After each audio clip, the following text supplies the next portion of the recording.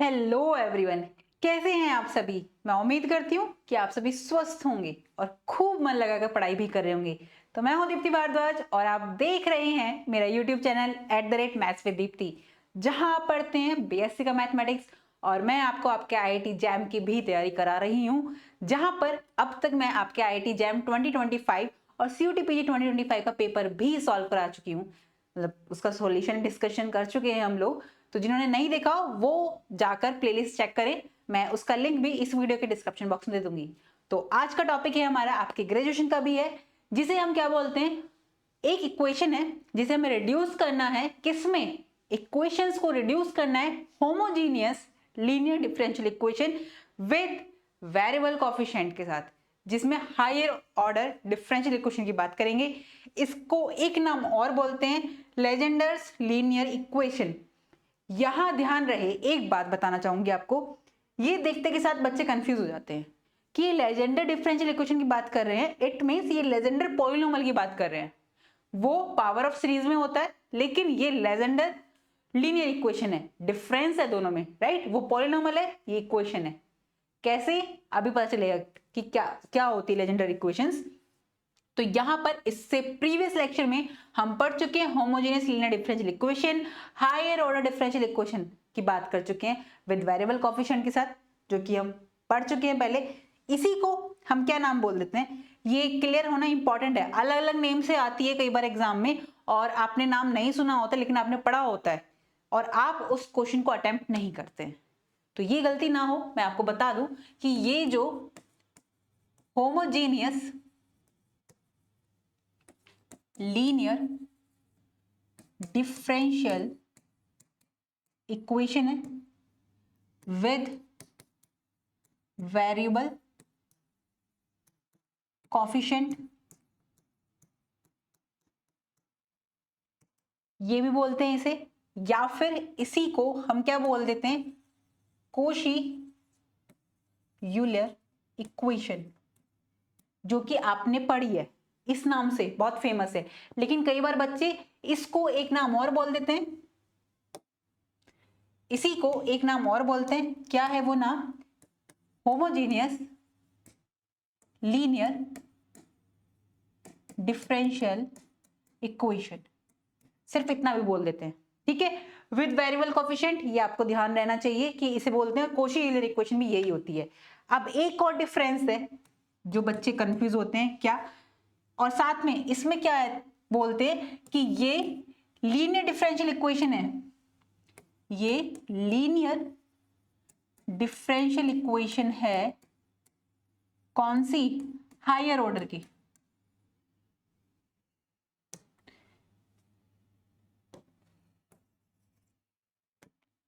Higher order की, या ये कहूं मैं,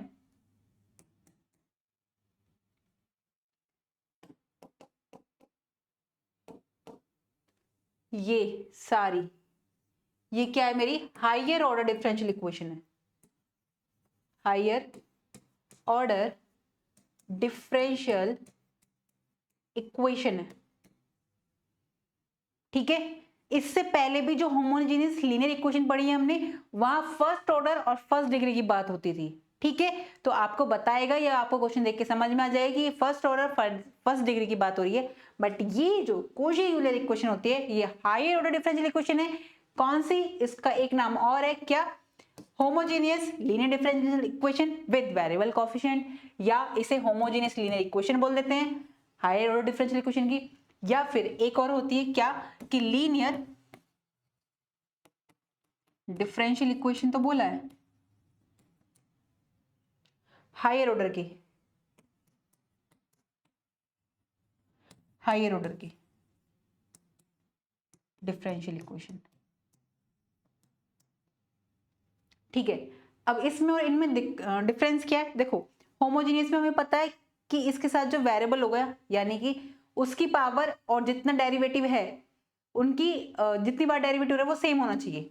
इसमें क्या होगा, इसमें वेरिएबल नहीं होता है, ये होता है, इसको बोल देते हैं विद, इसको बोलते हैं विद कांस्टेंट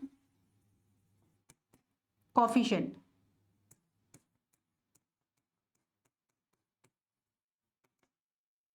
ये दिक्कत आती है, इसलिए ये डिफरेंस बता रही हूँ उस टॉपिक को पढ़ाने से पहले, ताकि ये डिफरेंसेस आपको पता रहें और आप अच्छे से अटेम्प्ट कर पाओ। कई बार बच्चे कोशिश क्वेश्चन तो जानते सॉल्व करना, बट ये वाले नाम से आ जाता है और ये ध्यान नहीं दिया होता तो वो क्वेश्चन अटेम्प्ट नहीं करते हैं। पर ऐसा नहीं करना है आपको, ठीक है। अब यहाँ पर क्या होता है, इसको भी और इसको भी सॉल्यूशन क्या होता है हमारा, y is equal to C F plus P I की फॉर्म में ही करते हैं, जहां ये कॉम्प्लीमेंट्री फैक्टर फंक्शन होता है और पी आई क्या होता है, पर्टिकुलर इंटीग्रल। सी एफ और पी आई के केसेस में सारे करा चुकी हूँ आपको, सी एफ के 4 केसेस हैं, पी आई के 6 केसेस हैं, वो ऑलरेडी मैं डिस्कस कर चुकी हूँ। यहाँ सिर्फ डिफरेंस बता रही हूँ, ये भी हायर ऑर्डर डिफरेंशियल इक्वेशन है, ये भी हायर ऑर्डर डिफरेंशियल इक्वेशन है, देख रहे हो सेम ही है, पर नेम का फर्क पड़ जाता है। तो आपको सारे नेम भी पता होने इंपॉर्टेंट है।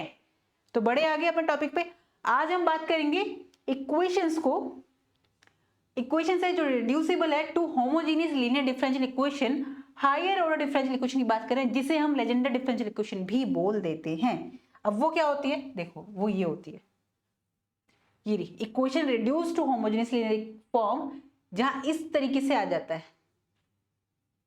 इससे पहले वाले लेक्चर में हमने क्या पढ़ा है, homogeneous linear differential equation with higher order differential equation with variable coefficient, जो कि ये थी। यहाँ पे देख रहे हो जितना डेरिवेटिव है उतना जो इसका कोएफिशिएंट का वेरिएबल है, कोएफिशिएंट में वेरिएबल है उसकी पावर है, जितना डेरिवेटिव है जितने टाइम्स उतनी जो वेरिएबल है मल्टीप्लाई में उसकी पावर है सेम। तब उसको हम इस तरह से सॉल्व करते थे, जहां पर a1 a2 ये सब क्या है, कॉन्स्टेंट्स है, ये जो r है जो फंक्शन दे रखा है ये या तो कांस्टेंट होगा या फिर x का फंक्शन होगा, सिर्फ x का, y का नहीं, ओके। और यहाँ पर इस तरीके से हम इसे वैल्यू पुट करते थे, जितना डेरिवेटिव है उतनी x की पावर है उसे d पुट करेंगे, अगर 2 है और 2 बार डेरिवेटिव है तो ये आएगा n बार डेरिवेटिव है, x की पावर n है, तो ये वैल्यू आती थी। ये हम पुट करने के बाद उस इक्वेशन को हम किस में कन्वर्ट करते थे, कांस्टेंट कोएफिशिएंट में कन्वर्ट करते थे, और उसका सॉल्यूशन क्या निकालते थे, y is equal to C F plus P I, और सी एफ पी आई निकालना आपको बता ही रखा है मैंने, ठीक है। अब तो आप प्रो हो गए होंगे उसमें, इतने सारे एग्जांपल्स करा चुकी हूँ मैं आपको कि आपका कोई भी डाउट बचेगा ही नहीं, राइट। अब यहाँ पर क्या है, जो वेरिएबल तो है बट इसको हमें होमोजेनियस में रिड्यूस करना है। अब इस वेरिएबल के साथ एक कांस्टेंट आ रहा है और प्लस वैसे भी कांस्टेंट हो रहा है। अब इसे कैसे करेंगे मैम, बहुत सिंपल है, देखो a naught a plus B X की पावर n, ये जितना भी होगा इसकी पावर n होगी, यानी जितनी बार डेरिवेटिव होगा उतनी इसकी पावर होगी, जितना डेरिवेटिव होगा उतना इस पूरे की पावर होगी, सेम चलेगा। तो हम क्या करेंगे, इसी को कुछ पुट कर लेंगे। देखो a naught a1 a2 an into B, ये जो b आ रहा है x का कोफिशिएंट, ये भी कांस्टेंट है, और r या तो हमारा क्या होगा, कांस्टेंट होगा या फिर x का ही फंक्शन होगा। इसके बाद इसे सॉल्व कैसे करते हैं, ये जो a प्लस बी एक्स है इसको e की पावर z मान लेंगे। होमोजेनियस वाले में क्या करते थे, x को e की पावर z मानते थे। अब इस पूरे को ही हम, क्योंकि x की जगह आ रहा है, e की पावर z मान लेंगे। तो अगर इसका लॉग लेंगे तो log a plus B X is equal to z।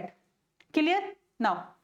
अब a plus B X into derivative one time है, इस पूरे की पावर ही 1 है, तो b इंटू डी आ जाएगा, यानी x का जो कॉफिशिएंट है, यहां ध्यान देने वाली बात है, x का जो कॉफिशिएंट है b, वो b इंटू डी आ जाएगा, डेरिवेटिव वन टाइम है तो 1, अब 2 टाइम्स आएगा तो b square D into D minus 1, n time है डेरिवेटिव और n पावर है तो b की power n, D minus 1 D minus 2 और d माइनस n माइनस 1 तक आएगा जब इसका ब्रैकेट अंदर खोलेंगे, यानी कि ये है हमारा d माइनस n माइनस 1।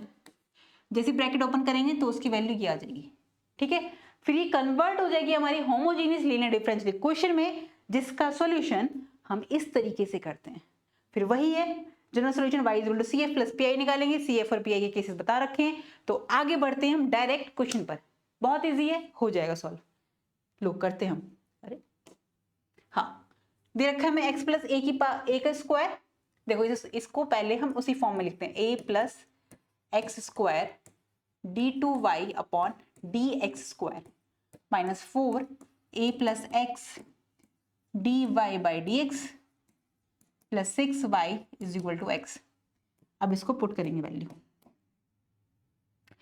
इसमें जैसे ही हम वैल्यू पुट करते हैं, देखो a प्लस बी एक्स था तो यहां पर a प्लस एक्स को मैंने e की पावर z मान लिया। अगर ऐसा है तो बोथ साइड लॉग लूंगी, तो log of A plus X is equal to Z आ जाएगा। जहाँ इसकी जरूरत पड़ेगी वहां हम इसे यूज कर लेंगे। तो वैसे ही हम लिख सकते हैं क्या कि A plus X into D upon D X, इसको पुट करेंगे बी इंटू डी। बी की वैल्यू क्या है, एक्स का कोफिशिएंट 1 है, ठीक है। ऐसे ही ए प्लस एक्स का square D two upon D X square, इसको पुट कर सकते हैं हम डी इंटू डी माइनस 1। क्योंकि b की वैल्यू 1 है, 1 का स्क्वायर करेंगे 1 ही आएगा, लिखने की जरूरत है नहीं। तो इसे कन्वर्ट करते हैं डायरेक्ट, क्या आएगा मेरे पास यहाँ पर कि डी माइनस 1, इस पूरी की वैल्यू यहाँ रखी -4, यहाँ पर जाएगा d, इस पूरी की वैल्यू d है, plus 6y is equal to x की जगह क्या रख सकते हैं हम यहाँ पर, देखो यहाँ से हम x की वैल्यू पुट करेंगे। x की वैल्यू क्या निकल कर आएगी मेरे पास, यहाँ से ये रखा है ना मैंने, ये देखो यहां से x की वैल्यू निकालूं तो क्या आएगी, e की power z x is equal to e की power z minus a, e की पावर z माइनस a। तो यहां पर x की वैल्यू रखूंगी मैं e की power z minus a। Clear. अब आगे बढ़ते हैं, पहले हम ये वाला पार्ट सॉल्व करते हैं। ये वैल्यू आएगी मेरे पास डी स्क्वायर माइनस डी, और ये बन जाएगा माइनस का 5d प्लस 6y e की पावर z माइनस a। इस पूरे पार्ट को f ऑफ d ले लेते हैं हम, राइट। और यहाँ पर f ऑफ d को d is equal to m put करेंगे और इक्वेट करेंगे f ऑफ d को 0 की तरफ। तो जैसे ही हम करते तो m square minus 5m plus 6 is equal to 0 में चेंज हो जाएगा, और m के रूट्स आएंगे मेरे पास 2 और 3, ठीक है, सिंपल सा है ये। उसके बाद हम क्या करेंगे,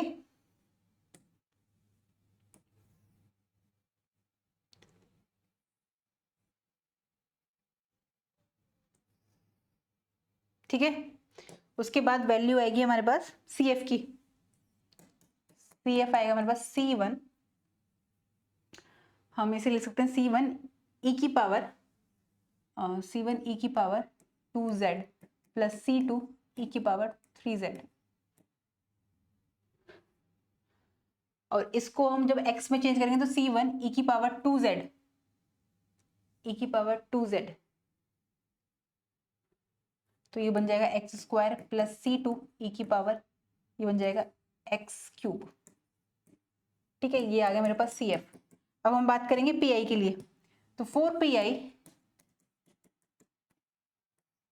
1/FD इंटू R, और R की वैल्यू क्या है मेरे पास, 1/F ऑफ D क्या है, D square minus 5D plus 6, और R क्या है मेरे पास, ये रहा e की power z minus a into e की पावर 0z लिख सकती हूँ मैं इसे, है ना। e की पावर 0z इसलिए लिखा है ताकि इजी हो जाए सॉल्व करना, वहां कांस्टेंट है a।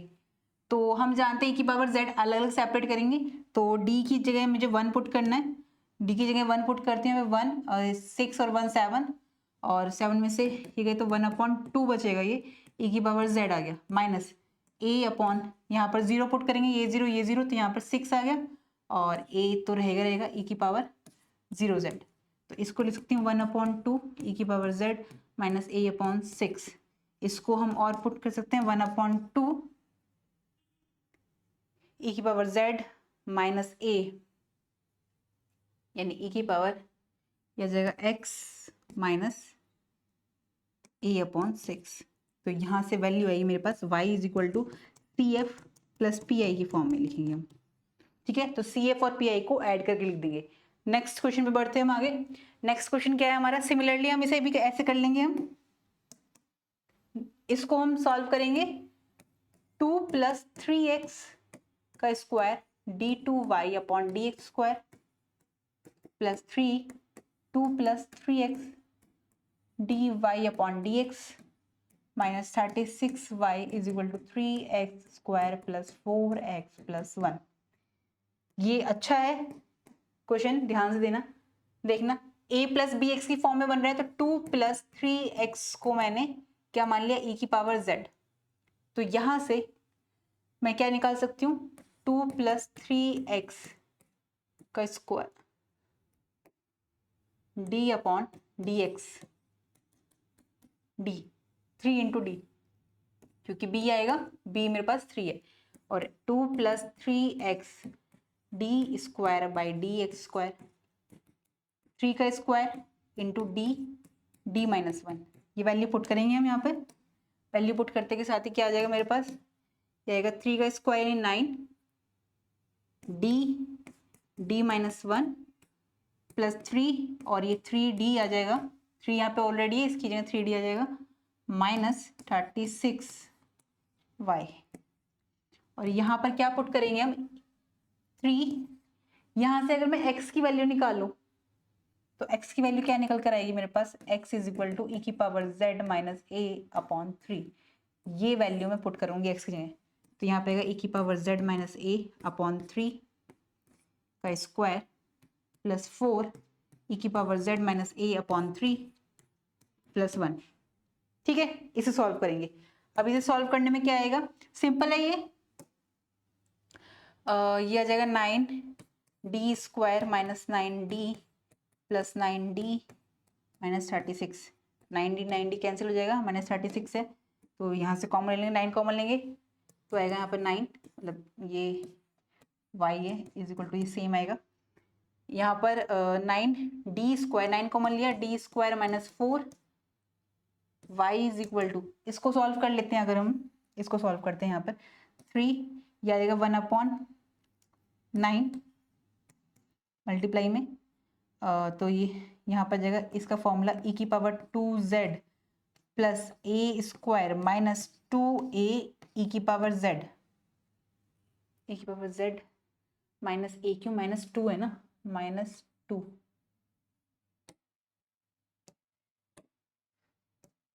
माइनस 2 है तो ये 2 आएगा, तो ये वैल्यू आ जाएगी मेरे पास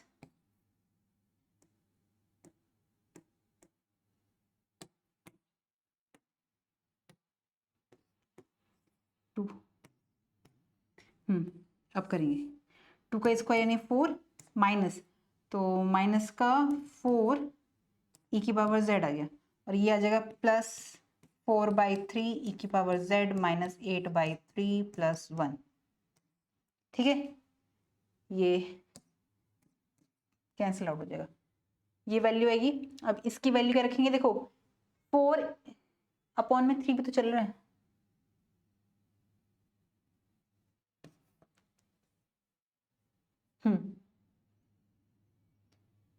इसको और सॉल्व करेंगे 4/3 ई की पावर z, ये वाला कैंसिल आउट हो जाएगा, ये और ये, तो यहाँ पे वैल्यू आ जाएगी मेरे पास क्या, ई की पावर 2z अपॉन 3, और ये 4/3 माइनस 8/3, तो ये माइनस का 4/3 प्लस 3, तो माइनस का 4/3, 3 गया तो माइनस का 1/3, माइनस 1/3 आ गया, ये आया, ये आपके पास। तो इसको हम सॉल्व करेंगे, ये एफ ऑफ डी आया मेरे पास।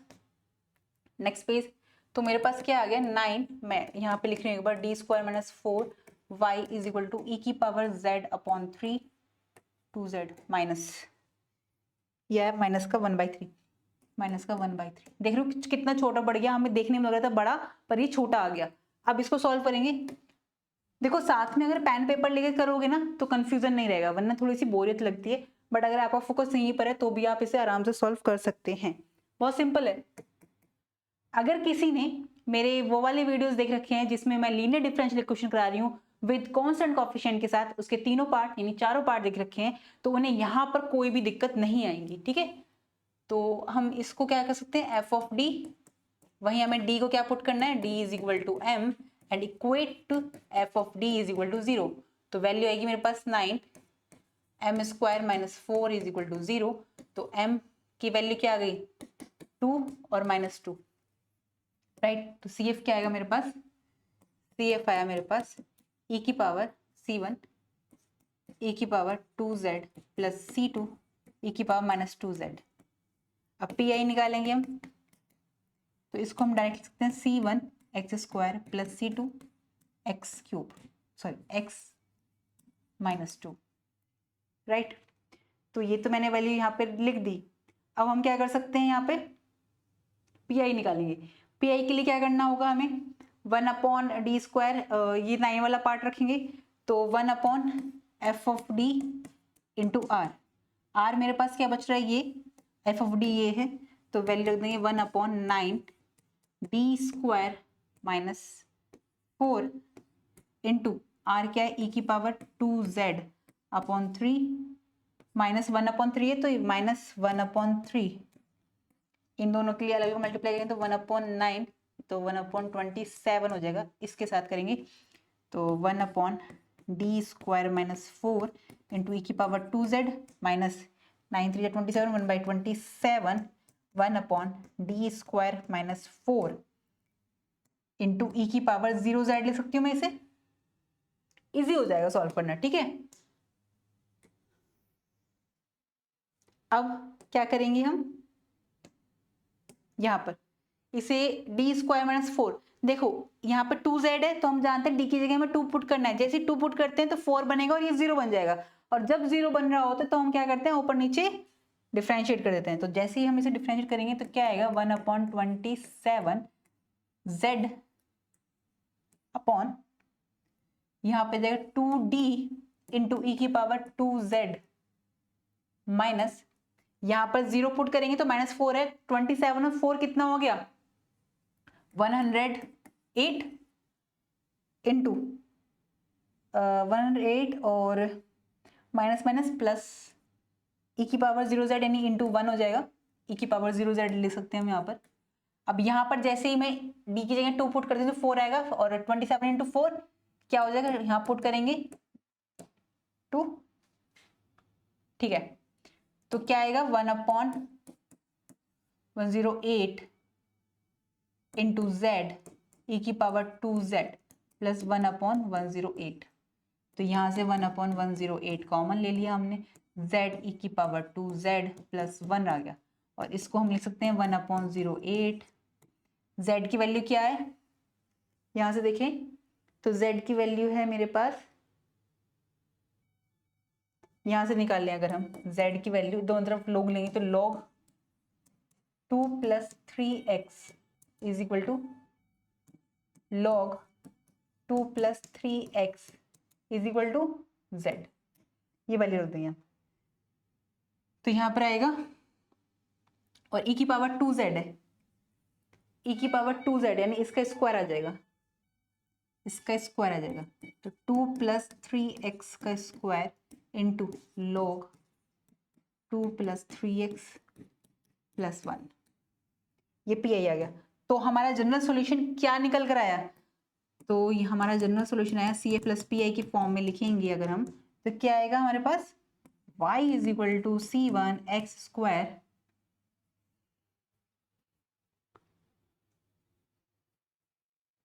क्या था सी एफ हमारे पास कहाँ गया, e की पावर 2z था, देखो यहाँ पर ना एक गड़बड़ होगी, e की पावर 2z था ना, तो c1 e की पावर z क्या है ये 2z है तो 2 + 3x आ जाएगा, तो c1 2 + 3x का स्क्वायर प्लस c2 2 + 3x की पावर -2, ये आएगा। तो यहाँ पर आ जाएगा c1 इंटू 2 + 3x का square plus c2 upon c2 + 3x का स्क्वायर प्लस 1/108, और ये आ जाएगा 2 + 3x का स्क्वायर log 2 + 3x + 1, ठीक है, ये इसका आंसर है। अभी अगर हम ध्यान से देखें यहाँ पर भी एक दिक्कत कर दी, देखो e की पावर 2x था जो कि मुझे ध्यान नहीं आया था, e की पावर 2x है तो e की पावर z ये है 2x की वैल्यू है तो a + x का स्क्वायर आ जाएगा यहाँ पर, तो यहाँ पर भी ये एक मिस्टेक हो गई थी, इसे हम करेक्ट कर लेते हैं। क्या आएगी वैल्यू मेरे पास c1 a + x का square plus c2 a + x की क्यूब, तो यहाँ पर जो C F plus P I में आएगा जो कंप्लीट सोल्यूशन आएगा वो आएगा c1 a + x का square plus c2 a + x की क्यूब, और यहाँ पे e की पावर z है, e की पावर z तो e की पावर z की वैल्यू क्या आएगी a + 3x, यहाँ पर भी गड़बड़ हो गई 1/2 a + 3x sorry a + x minus A upon 6। तो ये आ जाएगा प्लस का 1/2 ए प्लस एक्स माइनस ए अपॉन 6। तो ये आपका कंप्लीट सॉल्यूशन है इसका। ठीक है, ये मिस्टेक हो गई थी एक, बट अब ये यहाँ पर ठीक हो गया। तो ये आपका पूरा सॉल्यूशन है। इस तरीके से करेंगे तो हमने कौन कौन से टॉपिक पढ़ लिए, अगर हम थोड़ा सा रिकॉल करें तो हमारा कंप्लीट हो चुका है homogeneous linear differential equation with variable coefficient, जिसे हम कोशी यूलर इक्वेशन भी बोलते हैं, जो लास्ट लेक्चर में हो चुकी थी। आज हमने क्या करा है, इक्वेशन को रिड्यूस करा है होमोजेनियस लीनियर डिफरेंशियल इक्वेशन में विद वेरिएबल कोफिशिएंट। ठीक है, हायर ऑर्डर डिफरेंशियल इक्वेशन की बात कर रहे हैं हम, जिसे हम लेजेंडर इक्वेशन भी बोलते हैं, राइट। तो और उसके हमने एग्जांपल देख लिए, साथ ही साथ हमने सबसे इंपॉर्टेंट पार्ट देखा है। क्या देखा है हमने? सबसे इंपॉर्टेंट पार्ट हमने देखा है, हमने जो इसका डिफरेंस देखा है कि इनमें क्या क्या डिफरेंस होता है और इसके क्या क्या नेम है। ठीक है, तो आपका कोई भी डाउट बचेगा नहीं इन लेक्चर्स को करने के बाद। तो ये जो यूनिट 4th है आपकी डिफरेंशियल इक्वेशन वाली, मैट्रिसेस एंड डिफरेंशियल इक्वेशन है, बीएससी सेकेंडरी की बुक है, यूनिट 4th है, उसका लिंक भी मैं इसी वीडियो के डिस्क्रिप्शन बॉक्स में दे दूंगी। तो वहां जाके चेकआउट करिएगा कि y = CF + PI के जितने केसेस हैं वो सारे आपको पता होने जरूरी हैं। मैंने सारे क्वेश्चंस करा रखे हैं, उन सभी केसेस पे सारे एग्जांपल्स आपको करा रखे हैं, आपका एक भी डाउट नहीं बचेगा। अगर फिर भी कोई भी डाउट आता है आपका, चाहे आज के लेक्चर से हो या प्रीवियसली जितने भी लेक्चर हो, किसी में भी कोई भी डाउट आता है तो आप कमेंट सेक्शन में मुझसे पूछ सकते हैं। मैं आपके सभी कमेंट्स के आंसर देती हूँ और मैं सभी कमेंट्स रीड भी करती हूँ, तो इसलिए आप पूछ सकते हैं आपको कोई भी डाउट आता है। तो मिलते हैं हम नेक्स्ट वीडियो में, तब तक आप पढ़ते रहिए, खुश रहिए। एक बात और कहना चाहूंगी, आपको लेक्चर अच्छा लगता हो तो आप अपने वैल्यूएबल कमेंट जरूर दीजिए कि आपको कैसा लग रहा है लेक्चर, ताकि मेरे को भी और सपोर्ट मिले कि हाँ भाई कैसा लग रहा है और आपको और कहाँ दिक्कत आ रही है, तो मैं वहाँ कहाँ आपको किस तरह से बता सकूँ, सॉल्यूशन आपका निकाल सकूँ। तो मिलते हैं नेक्स्ट वीडियो में, तब तक आप पढ़ते रहिए, खुश रहिए। नमस्कार।